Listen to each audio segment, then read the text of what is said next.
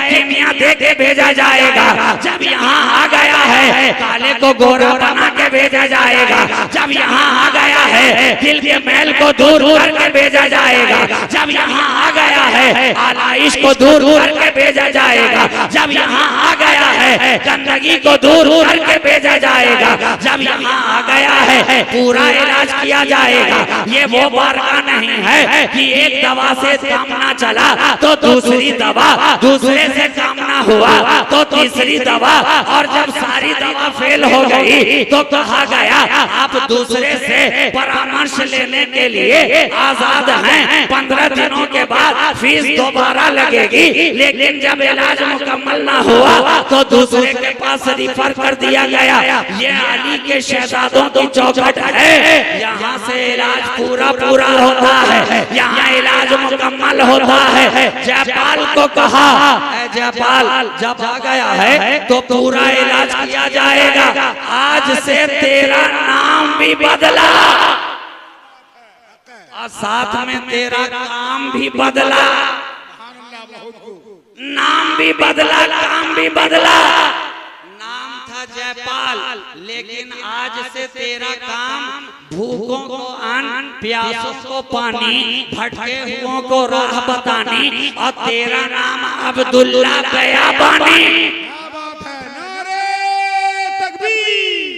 शहजादा शाहबाद लमकानी, शहजादा शाहबाद लमकानी, करामत अल्लामा इश्तियाक भागलपुरी, हुजूर राज़िए मिल्लत, हुजूर राज़िए मिल्लत। शहजादा शाहबाद नाम भी बदला, काम भी बदला। उड़ रहा था तो जयपाल था, ख्वाजा के कदमों में आया तो ईमान से माला माल नजर आ रहा है, माला माल नजर आ रहा है। यही मैं बताना चाहता हूँ कि अली के घर वालों की चौखट वो है कि यहाँ कौन आ रहा है, कैसा आ रहा है, ये नहीं देखा जाता। आता है ऐसा वैसा बनकर, जाता है कैसा कैसा बनकर। आता है तो अंदाज कुछ और होता है, जाता है तो अंदाज कुछ और होता है। आने के वक्त कुछ और मामला होता है, जाते वक्त कुछ और मामला होता है। यहाँ से बना संभार कर भेजा जाता है। इसलिए तो पहले वाले जितने भी थे, जब दिल को बनाने की बारी आती थी तो किसी खानका वाले की चौखट पे हाजिर हो जाया करते थे। तुमने बहुत बनाया, बहुत बनाया। मदरसे में गए तो फकीह बनाया, मदरसे में गए तो मुहद्दिस बनाया, मदरसे में गए मुफस्सिर बनाया।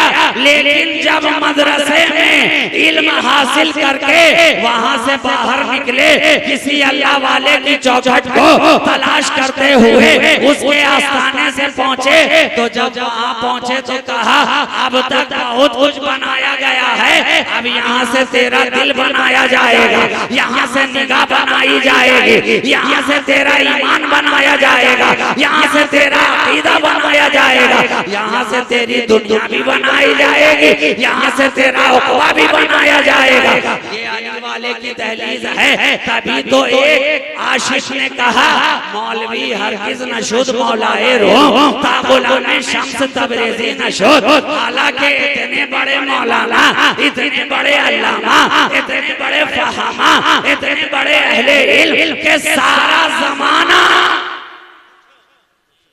हजरत मौलाना रूम की बारगाह में ज़ानुए तलम्मुस तय करने के लिए दस्त बस्ता नजर आ रहा है, दस्त बस्ता नजर आ रहा है, और इल्म के चिराग जलाए जा रहे हैं, मंतिक़ व फ़लसफ़ा की गुत्थियां सुलझाई जा रही हैं, इल्म कलाम पे गुफ्तगू हो रही है, सर्फ़ व नहव के दरीचे वाक़िए जा रहे हैं, लोग आते जा रहे हैं, तशनगाने इल्म अपनी प्यास बुझाते जा रहे हैं। हदीस पढ़नी है तो यहाँ आओ, फ़िक़्ह पढ़नी है तो यहाँ आओ, उसूल हदीस जानना है तो यहाँ आओ, इल्म जफ़र सीखना है तो यहाँ आओ, पढ़ने वाले चले आ रहे हैं। लोगों का इज़्तिहाम लगा हुआ है, हौज के किनारे किताबें सजी हुई हैं। वक्त का एक अहले इल्म जिसका सारे जहां में डंका है, इल्म में तूती बोलती है, इल्म का जवाले शामिर अपने मसनद पे बैठा इल्म की गुत्थियां सुलझाता नजर आ रहा है। अचानक एक परागंदा हाल, बाल बिखरा हुआ, लिबास गर्द में अटा हुआ, दामन पे पैबंद लगे हुए, मगर इतना कुछ होने के बावजूद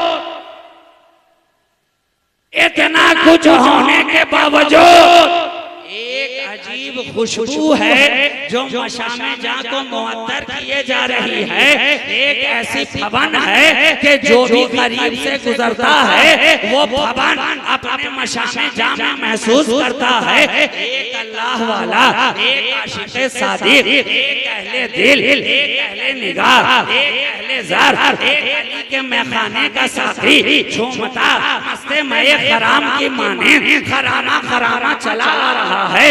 वो अहले इल्म जो अपने तख्त पे बैठा था करीब आया, एक निगाह उस पे डाली, मौलाना रूम फकीर को देखे, फकीर मौलाना रूम को देखे, निगाह से टकरा रही है। अचानक फकीर ने मुस्कुराते हुए एक सवाल कर लिया, ये चीज ये क्या है?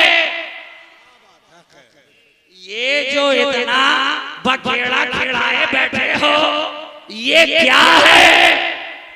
ये क्या है?